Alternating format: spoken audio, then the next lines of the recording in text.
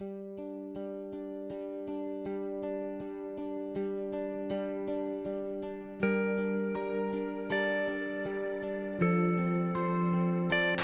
the idea to live in a tiny house came from seeing someone building one, and at the time it wasn't the right thing for me or my family, but our circumstances changed and we needed to move out of where we were living, and I was not wanting to move back into the rent market because it just didn't make sense financially. So I was determined to build a tiny house and get out of that rent cycle. We got interested in building tiny homes for homeless people probably 2 years ago when I found a book called Tent City Urbanism, written by Andrew Heben, and in that he presented a variety of projects from the USA that were managed in different ways, but all around transitional homes or tiny homes for the homeless people over there. And I thought that's just a fantastic idea. It fitted everything, I believe, around permaculture, sustainability, compassionate society, low footprint, and very much a community-initiated organisation. Winter night shelter for the homeless people in the Yarra Ranges. There's another one in Maroondah Shire as well that's operating, and currently there are 8 or 9 guests at these shelters from a variety of different churches in the local area that offer their church as a venue for people to sleep and have a hot meal in. So there are about 8 or 9 people in the local area who are homeless and taking advantage of these shelters, and the same in Maroondah Shire, about 9 people every night taking advantage of this who have nowhere else to sleep. So we offer a hot meal at night, and they have stretcher beds for them to sleep in, blankets and all that, conversation, games, they can bring their guitar to play if they want, and in the morning we pack it up and give them a hot meal, have breakfast, and during the day there's a day center so they can drop in and have a shower and get some lunch or whatever and then go back to the night shelter. So this program only covers the winter months, June, July, and August. It's not a permanent solution to homelessness in Australia, and we know that in Australia there's over 100,000 homeless people every night. People sleeping rough in their cars, sleeping in the benches, in the parks, on the ground. So we need a more permanent solution for the homeless. My role at Anchor is in the service development. I coordinate the service development and partnership. Anchor works across 3 LGAs. We work across Knox, we work across Maroondah, and we work across the Yarra Ranges area. We provide the crisis response in those 3 areas, as well as homelessness, family violence, mental health support, youth development support, and out-of-home care. We are very, very aware of the housing issue in our area and the lack of houses for our more vulnerable people. We've partnered now with Hanging Constructions and with the Tiny House Trailer Homes to fundraise to build 2 tiny homes for us to utilise as crisis accommodations. Dynamic Steel Frame manufacture a range of steel, and one of the fun things we do is building tiny houses for our customers. So a tiny house frame made from lightweight steel is around 2/3 to 1/2 the weight of what you would have in timber, and it's more rigid, won't warp, twist, rot, bow, camber, shrink. It's much easier to work on and is a lighter product for your tiny house. Well, the tiny house took a year to build, and it was about $13,000 all up. So most of it's recycled materials. We've got just 1 child, so I imagine it'd be a lot harder with 2 or more, but I guess we have to work together and be sensitive to the space, and we sometimes need to allocate who's using what when. So like, for example, the main space today, Vicky and I were having a meeting, and the kids came into play, and we had to say to them, well, you either need to go up into Gracie's room or go outside. So you sometimes you just can't do all the things at once, but that's okay. You sort of learn to live with being adaptable with expectations, and it's something, I guess, a different sort of culturally to not expect to have something when you want it all the time. All the things that community have accomplished through all the sports clubs, all the school committees, Rotary, Lions, 3UA, etc., that we really are able to take back responsibility for our vulnerable people.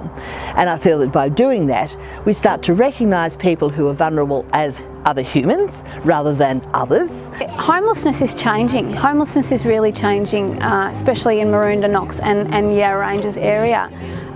Your general or your normal, sort of homelessness cohort are single males.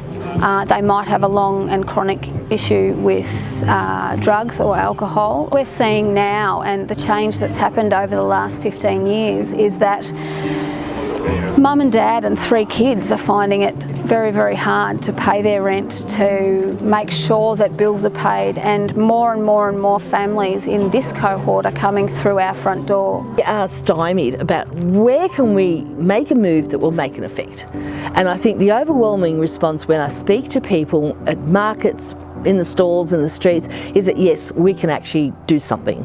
The main challenges for me, living in a tiny house, is the consciousness that you or I need to have for making sure that we don't get too much stuff and it gets sort of cluttered.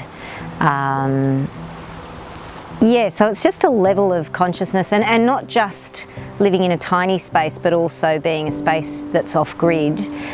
We have different systems that constantly need attending, like, in winter we have our wood fire, and we have a composting toilet, and so I guess I don't have the sort of luxuries of the other houses that I've lived in. From our first open day, we had heaps of people come to us and say these would be great to help the homeless out. We would have had 5,000 people mention that to us, and we heard it and we listened, but nothing seemed to happen from it. No one, it wasn't going anywhere, and so Anchor came to us and said, look, we're a homeless organisation, we're looking for emergency housing, how do you think this would work? And we said, well, we've spoken to the government, we've spoken to the councils, we've spoken to everyone, nothing seems to be happening. How about, we try fundraise one and prove the model and get some, emergency accommodation for you? And so we've started the GoFundMe campaign, and then we thought we'd have an open day and try and raise some money through that as well and get the awareness out there. So we're looking at other options, we're looking at innovative solutions, and this hasn't been done before. It hasn't been done before in Victoria, it's the first. There are a number of other organisations, a number of other efforts that are going on around the region to try and bring this to the attention of local government. We are on 15 acres and we're on a working farm. It's shared by 3 families. There's no way I could have afforded my own home. I just never been within the work situation where a bank would find it appealing to give me a loan.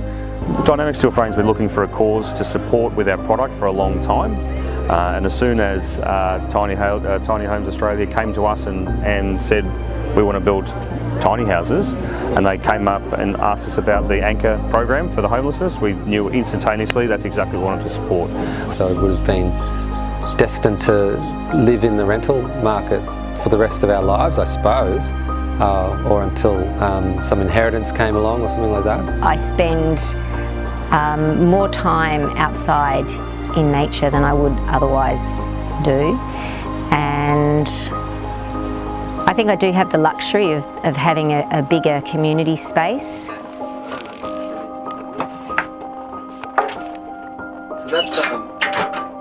that heats a hot plate. It also heats an oven here, so we can bake in there. And then we've got a hot water system going through there, and it's also heating the space.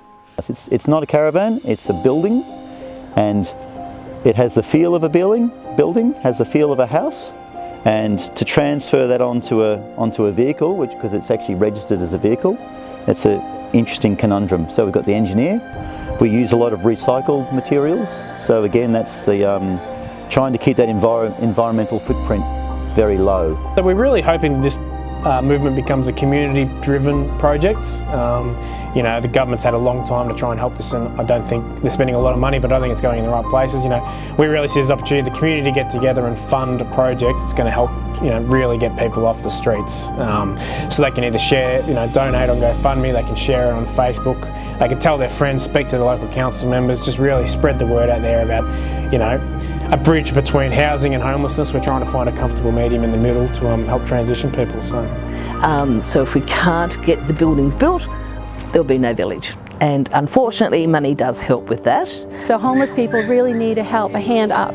And I think that it would be great if councils can get more on board, if private businesses, private landowners, churches could all get on board and have a look at, hey, do I have a piece of land that I can donate, or can I help with funding to pay for some of the resources, the building materials, or can I help build myself? You know, things like that. So I think that we need to get the word out more, because I think there's a lot more generosity in the Australian people that we can take advantage of. And there are a lot of people that are in need, not just two. Where we're going, our big challenges that we're working on at the moment is finding land, building our volunteer base, fundraising, and always working with community.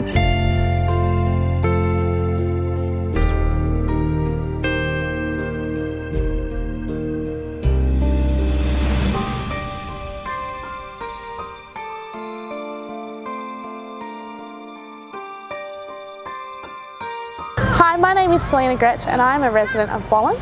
I got involved in tiny houses after living in Canada for 4 years and got involved with a local community group in Wallen called Transition Village Wallen. That's how I got into the Rivers and Ranges Community Leadership Program, and through that program I really wanted to raise awareness about this important issue of housing affordability and inclusion of everybody being able to have their own home and space and live safely and affordably. My name is Gurvinder Singh. I'm from Mapping. Before getting to the Rivers and Ranges Community Leadership Program, I never heard about tiny houses and never thought that could be a solution to homelessness. During this program, I met a few people and organizations who are already working on these and they are already taking this to a next level. So that's the way I got involved, and I just want to be a part to make a positive impact. My name is Beck Bowles. I'm a councillor on the Murrumbidgee Shire, up the hills there. And it's come to my attention since being part of the leadership group and a lot of the people who are involved in it, that there is quite a bit of a housing crisis actually happening in Melbourne.